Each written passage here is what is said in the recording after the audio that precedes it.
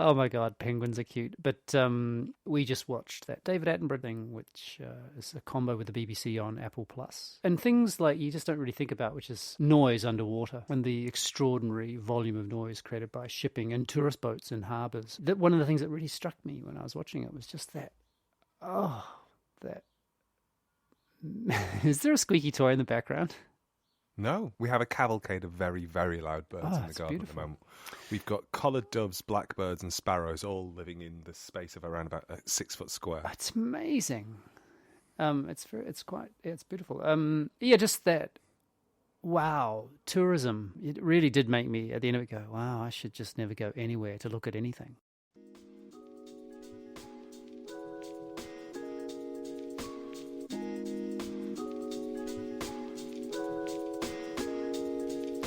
This is a podcast in which two friends have serious conversations about silly things and silly conversations about serious things. I'm Simon Ellis. And I'm Lee Miller. Welcome to Midlifing.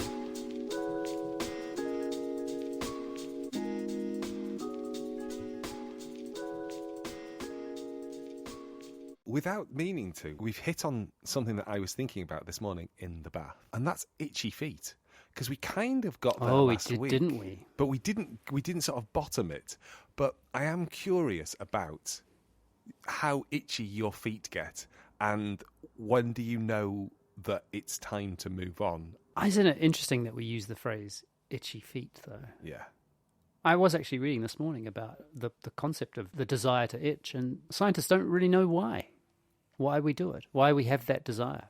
And it was the particular story was a person who had a chronically itchy forehead, so bad that would scratch all through the night, through their skull, and cerebrospinal fluid would leak out. Shut up. Yeah, I kid you not. Holy mo! I thought you were going to say through the skin into the bone, but you're talking No. about through the bone. All the and way into through, yeah. While asleep. Oh, that is so grim. Yeah, it is grim. Very grim. And the discomfort that person must have been in. Gee whiz. Oh. Itchy feet. I mean, I'm presupposing that you have them, but you have moved from New Zealand to Australia, from Australia to the UK. And last week we were talking about the Opening. UK to Italy, perhaps. Mm. And so, I'm just, what do you think the driver is for you? Not like kind of a generalised why people want to move on, because lots of people don't. Lots of people stay in the town that they were born, and there's a part of me that gets a little envious of that. The people who are staying put. And I find there's something about that I find quite, conceptually anyway, I think I find it quite appealing. Yeah, amazing. I think in my body it would make me scratch through my skull to the cerebral spinal fluid. Yeah, so I don't know how to answer your question at all. I mean, certainly, where do I feel? What is it that I'm noticing that makes me think maybe there's an opportunity, or maybe there's something else somewhere else? I think it's not necessarily about, in my experience, it hasn't been about what I've been doing. Meaning I'm not leaving something as opposed to going to something, which I think is a little different from, what in New Zealand we call the big OE, or in Australia they call the OS, overseas experience. I don't know what OS, I just think Australians just mean overseas. I'm not quite sure why they say that. But OE, it's a sort of a rite of passage for most, I wonder what percentage of New Zealanders really, but certainly those of us who went to university, very common to finish university and then go and normally come back. So kind of an Antipodean version of the Grand Tour, kind of a finishing of education. It's recognising that New Zealand is, as that Australian Prime Minister once said, the arse end of the world. And that it's all out there, and you have to go to it to get a sense of what it is. So in effect, it's like the Amish's notion of Rumspringa. Rumspringa that's great. You bring that up. Yes,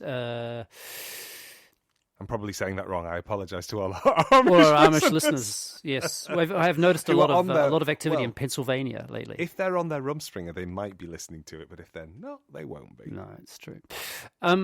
Actually, they do have an interesting relationship to technology, but maybe that's another conversation. Yes, I think it is a little bit like, it's like this deep recognition that New Zealand is tiny and disconnected, clearly geographically disconnected. Yeah, like an opening of one's eyes to the world. And I did that. I went to Pennsylvania. In fact, I saw Amish. I played tourist in an Amish part of Pennsylvania. I was teaching tennis at a summer camp in Pennsylvania, right. And we took a car. Friends and I took a car, and we did go into a particular area where lots of Amish people and looked at their buggies and carriages. It was a pretty obnoxious thing to do. I still remember the scowl on the face of one of these people as we looked at him. Made me feel very ill at the time, and makes me feel iller thinking about it. Yeah, or more ill. But that's that thing about the tourist gaze, isn't it? That you take your entitlement with you, and that's the negative of it. That you then impact on the people that you look at in a way that is just ghastly. It is ghastly. So but now I think it's different in the sense that if we were talking about last week, it's more like, I think, because I'm increasingly interested in the value and the importance of the things we do with our hands, which is the kind of the opposite of what being an academic is, really. Yeah. And wondering. Also I think there's a certain amount of urgency, and this is, speaks to a podcast called Midlifing, which is, like you said last week, it's only like 15. How many more good years have I got? Yeah. Physically, 20, 25. If I'm lucky, like Norman, 30. He was grouting around the pool today. Yeah, a bit of lucky, bit of unlucky there, isn't there? I phoned him up and I was like, so how are you this morning? He said, I can't talk. I've got some grout. Don't want it to go dry. Talk to your mother. Okay. Bye, Dad. Mum, what's Dad up to? He's grouting around the pool. And so if I bat the question back to you, hey, I had there's a slight diversion, but I think it's a useful one. I went and met a friend this week. Hey. Yeah. How was that? It was amazing. We, I just don't know how the English do it. I don't know how you all do it, but we sort of decided we'd have a picnic. And I don't know what it was like, but it was fucking cold here. I mean, it was really cold. And so we went to Richmond Park and took a walk to try and get a bit warm, and then sat down in a blanket. And then I just proceeded to get very, very cold while we were talking. It was lovely. But one of the things that she said, which I think was interesting, she made a generalization, and I think she would also call this a generalization, which is that women, when they're talking to each other, face each other and talk to each other, and men, when they're talking to each other, sit side by side and talk about something else. And I was interested because, whether or not I agree with it or not, but that here we are, we're not face to face, we're not talking. We tend to talk about things that are outside of us. And then I thought, well, maybe is that true? And I wonder what you thought of her generalization. I don't know about it as a gendered thing, because I'm not sure. Because I can't live in her experience. I can only experience things from my own gender. I know that when I speak to the person I speak to the most, who is a woman, we don't face each other. So we don't look at each other when we talk. We will be lying next to each other in bed, or we'll be on opposite sides of the room, but usually not looking into each other's eyes. Yeah, no. So I kind of, I don't know if. Yeah, I don't know. I mean, I think she was meaning it. I mean, maybe she'll correct me, but I thought she was meaning it more sort of metaphorically, in the sense of, I see. That women are Gotcha. talking about themselves to each other. And they're directing their conversations about themselves, while men are, like, she used the example of sport. So two men sit next to each other and they're looking at sport, and they're kind of going on about sport and blah, blah, blah, and there it is, and what's why, referee, My experience of men is, more often than not, they are talking about themselves. And sometimes they're struggling to hear what the other person is saying about the other person. So it's two people monologuing about themselves near one another. Which is a whole other thing. Yeah. I was reading, here we go, I broke the cardinal rule of what I was reading. I was reading about how you use language to become a charismatic leader. Not that I was trying to become a charismatic leader. I just found What kind of leader were you trying to become? I don't want the charismatic kind. I want the mopey. Yeah, I want to be a real emo leader. Did you say emo? I did. I'm sorry, everyone. I'm going to draw pictures of crows and dye my hair. Let's start this meeting now. I hate this. I didn't ask to be born. I put that at point 4. Oh, goodness, that's terrible. I know, that is a terrible generalisation of, I'm so sure there are many a cheery emo. Is that even a thing anymore? Is it even a thing? Anyway, this article was saying that if you want to be successfully read as a charismatic leader, somebody who people want to fall in behind, and this was like quite clearly it was kind of in a business light kind of context. It wasn't if you want to become the next David Koresh and have a following that will drink the Kool-Aid. I know I mixed my cultists. I apologise. Jim Jones, drink the Kool-Aid. Is it David Koresh or David Koreshi? I can't remember. There's an I on the idea. End. And he was the compound in Dallas, is that? Yeah, I think that's There's right. so many of them. Yeah. Anyway. That's not what you're thinking. No. I'm not. I'm not planning on opening a new. Bob, you go to work. Branch I'm going to Davidians. set up a cult. Yeah, but it was saying that I'd follow you though. Oh, cheers! I would. You would if I abided by the rules of this article, which is you want to inverse the use of narcissistic language. So you don't want to say, I've brought you here to talk about this thing. I think it's really important that we work together to do this thing because it's something that I've been thinking about that we need to blah, blah, blah, blah, blah. So that's narcissistic leadership. You flip it if you want to be a charismatic leader and go, you've been working really hard. It's really important to recognize that you have been driving this project forward in a really positive way. Our customers are really happy with grateful the things for the work you've done. So you make it talking about them. And so you're supposed to flip I think the narcissistic balance is 2/3 you, 1/3 them.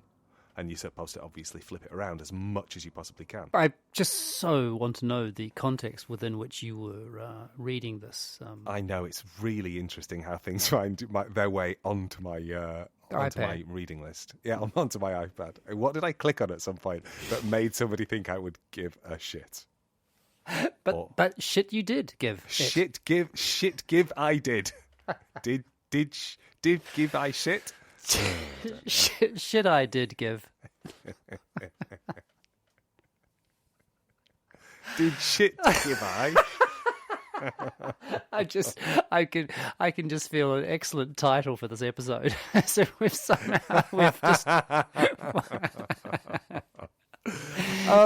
shit give did. That sounded a bit like Eat, Pray, Love in a weird way. It's going to be myself. Let's go eat pizza. I don't care. I was thinking it was going to be my self-help manual. Shit give I did.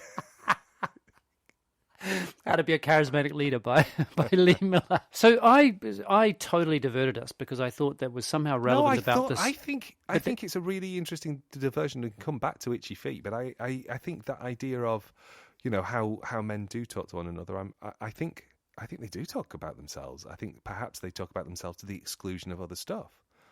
I think they might not be able to, hear. I don't know, because we're having a conversation with each other. We are. That we know. Go just to check. But we know that it's going to be heard. It's a kind of a performed conversation, isn't absolutely. it? I mean, it doesn't often feel like that, I have to say. No, but there are moments where we've said to each other, "Oh, cut that out," in the sense that we know that there are things that we've said, and we have both said things that I have completely excised because I just thought, that exposes in a way that even with all the context in the world, they won't be able to get past that clunkiness of two friends being able to say weird things to one another. Yeah, but you also, most of the things you've cut out about yourself have been when you've gone off on one about Boris Johnson. Let's be clear. Yeah, mostly because I don't want to get locked up. Inciting violence. But yeah, I remember yeah. when we first started to really become friends, because you did a really, I don't know if we've talked about this on the podcast, you did a really generous thing for me, which was Bob had got a job here in the Southwest, and I was still working in the Midlands. It was about a 4.5 hour journey away. I'd managed to wangle a job half the week here, and I kept my old job up there. So I was like on a 0.5 contract in 2 different places, and I had to be in one place on a Tuesday until quite late, and then back in the other Northampton. place. Yeah. So I had no, I was travelling very late, and you were worried about me falling asleep, crashing the car, and dying. So on a couple of occasions, you volunteered your your life to keep me awake, and actually we started our conversations, 9 hours worth of conversations in a week, side by side, looking forwards. And so I think that idea of being next to one another when you were reporting what you and your friend had talked about on the picnic resonated, because it reminded me of us being side by side. But I think that we talked about stuff. Not just things. No. Things... The difference between stuff and things by Lee Miller and Simon Ellis. But semantics aside, we were talking about, we were starting to get to know one another, but we were also negotiating and dealing with things that were difficult. Yes, it's true. It's true. It's funny, isn't it? I only remember doing it once, but I do remember being surprised at being able to sustain a conversation with someone for so long. Like, the conversation was so much fun. Like, it was just a complete pleasure. And so that was something. And the other thing was the sense of becoming friends, even though we were colleagues up till then, and I think we liked each other. It wasn't like we were... Oh, God, we were friendly. Yeah. But and we'd done things that friends would do. But yes, this absolutely. was more like a kind of a consolidation of friendship. Yes, it was... But I do remember laughing a lot, and also being really surprised and just taking so much pleasure in the inanity and the both inanity and also the depth of those conversations. That was that funny mix of So anyway, we were talking about side by side. Yeah, so I'm not sure that. I'm not sure. We don't talk about football either very much. Or that's because that would be a short conversation if I was to be trying to talk about football to anybody. I mean, it would literally be me going, Gary Lineker. Yeah, he lives just around the road. Does he? He does. He's much taller than I would have thought. Oh, that's interesting. Well, they're either taller or shorter, aren't they? That's the way it goes. The side-by-side thing was was not an interruption. It was an addition to the itchy feet thing. And I'd said something, and then you were about to say something when I rudely. Well, you'd actually asked me a question, and then you interrupted your own question. And do you remember the question I asked you? Yeah, you just said, "I want to flip it back on you." Yes, I batted it back to you. Yeah, and thankfully, that gave me all this time to still not have a response because I don't know what precipitates the feeling of needing to move, and I do wonder because I'm feeling very itchy right now. Yeah. And I wonder if that's partly to do with the fact that we've all been kind of housebound for over a year. It's got to be. You'd think it would play a part, wouldn't you? Yeah, I think probably so. But I also know that this is the longest I've lived anywhere. I've lived here for 13, nearly 14 years now. That's really? So you mean even since you were born? Oh, my parents moved around. Oh, that's right. Quite a lot when I was a kid. So I mean, flipping houses. Yeah. But before here, the longest I'd lived anywhere was 8 years. Wow, 14 years. Yeah. It's a heckishly long time. And so the itchy feet, is it to leave that place, not the house necessarily, but the place? Yeah. So it's not there's nothing specific to go to. No. I think I'm not.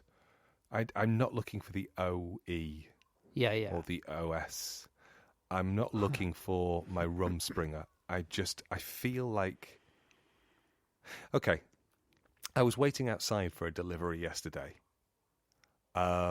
Because we live in a place which is really hard to find, and somebody was delivering something, and it's easier just to stand outside the door and wait for them than it is to get multiple phone calls from people getting increasing irate that they don't know how to drop something off to you. So, I just stand on the high street, and about 6 or 7 people in the space of maybe 4 or 5 minutes went past and went, "Hi, Lee," so blah, blah, blah, blah, and had a little chat with me, or beat the horn and waved. And I had this sense of feeling deeply connected to a community. Yeah. But also utterly over it. Oh. Like, this is over the idea of being here, because there's a saturation now. I know too many people. Oh, so you're too visible. connected. Yeah, and I think that's probably why I was thinking about it this morning in the bath, because that surprised me. Because I thought I'd always wanted that. I thought I was, up until we moved here, I was moving around because my mum and dad moved around, and then I was moving around because I was following educational opportunities, and then I was moving around because I was following work opportunities, and then we came here, and for a variety of reasons, we settled. And we started to build a friendship group outside of work. So for the first time, I think, ever, I was talking to people who weren't academics. And so then our world got bigger. I read something recently about the idea that, the grass is greener on the other side. And it was a little study which said that it actually is, meaning that it's a sort of, there's a perceptual thing about I can't remember.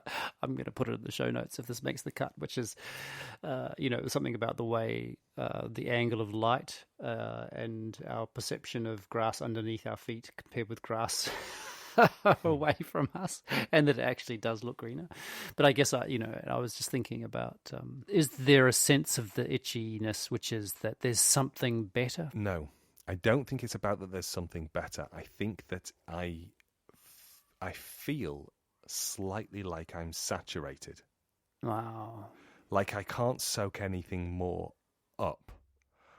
And I think it's sort of a little bit like, that's what I mean, like I was over it. Like, I don't have the capacity to continue here. I feel really You've heavy. Absorbed as much as you can absorb. Absolutely. So I feel heavy and leaden, and I realise that, and this is a really easy thing to say in the abstract because I've not done it long term. I've done it for 3 or 4 months on the bounce, but not like extensively. But I quite like being somewhere where I don't fully understand the language and I don't fully understand the customs, and I quite like the idea of being slightly alien. There's something, and I realise as I say that, you are a little bit of an alien. Well, that's not what I was going to say. I was going to say just saying that I enjoy it speaks to the explicit male white privilege that sits in my body. That I can idealize that idea of being other. Because fundamentally, I never will be.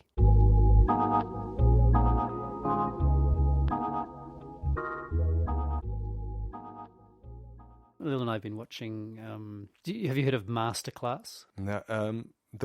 No. It's like a no, web. It's like a web. It's like a streaming service. Oh, but it's the thing that you sign up for, isn't it? And you can opt to. Yeah. Yep. I think Samuel L. Jackson did one. Yes, there's and I can learn to play tennis like Serena Williams. I haven't watched that one yet, or tell funny stories like David Sedaris. I have watched that one. He's very funny. But I don't think it made me any funnier. Well, the jury's out. We're going to find out at the end of this episode. Not feeling any pressure at all, eh? And we watched together. We watched Yotam Ottolenghi. Utterly predictable. Not him, but that we would watch it. And then we've moved on to Apollonia Polaine. Before we go on to Apollonia Polaine, can I ask how many times did Yotam Ottolenghi say pomegranate molasses? We played it as a drinking game.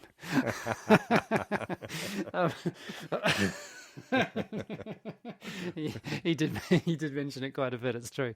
Oh my, the food that he cooked though. Oh, Yeah. magnificent. Carrots like you've never seen carrots. His recipes, when you can kind of sometimes it's like it feels like a treasure hunt trying to find his ingredients. Yes, I've heard this criticism. That's for sure. But also, there are some recipes that are just so overwhelmingly simple but yield such amazing results. There was one the other day in The Guardian that I've made a couple of times now. It's just like pasta with white miso, a bit of maple syrup, and some cherry tomatoes. Oh, I love that, to think to put miso in. Yeah. It's just... And it is like, But I do, my one complaint really would be, and Apollonia, okay, not sure I'm pronouncing her name right, Pauline, she makes the same thing, and I think maybe it's maybe this happens all the time with cooks, but what is a pinch of salt, according to you? That's such a good question, isn't it? Yeah, that's my theme. I just, yeah. But that's it. I think this maybe gets to a very interesting distinction between you and me in the kitchen. I know that when you start to talk about baking, you will start to talk about percentages. Oh, yeah, baking And bread, you mean? Absolutely, yeah. Baking bread. Sorry, I should have said baking bread. And you start to talk about hydration at 100%, and I can hear you talking, and I know I'm saying words. My capacity to, I'm going to Be say understand, interested. but I suspect it's Feign care. interest. Yeah, just sort of bleeds away. I'm like, I don't know. I really like making bread, but I don't think I've ever concerned myself with percentages. It's just like, does it feel like chewing gum when I finished? Yeah, okay, it'll be fine. There was a problem. No, chewing gum is a good consistency for a sourdough. Oh, yeah. Chewed chewing gum, obviously, not just like Like a that stick. would be a problem. Yeah, does it feel like a really hard piece of cardboard? Yeah, but they're very, I don't want to talk about percentages, but they like a pinch of salt is like 3 teaspoons. 3 teaspoons is not a pinch of salt. I mean, it's extraordinary. And Apollonia, God bless her, exactly the same. Really, that's not 4 tablespoons of water. That was half a cup. Like, they're so, I don't know. It's the glibness. It's the glibness, the measuring glibness. I can't handle it. Yeah. Because they're saying one thing and doing another thing. And so the hypocrisy. Yeah. The hypocrisy, the glibness. I think it's... Is it the entitlement? Is it the privilege? It's the privilege. It's Thank the God privilege. we got to it.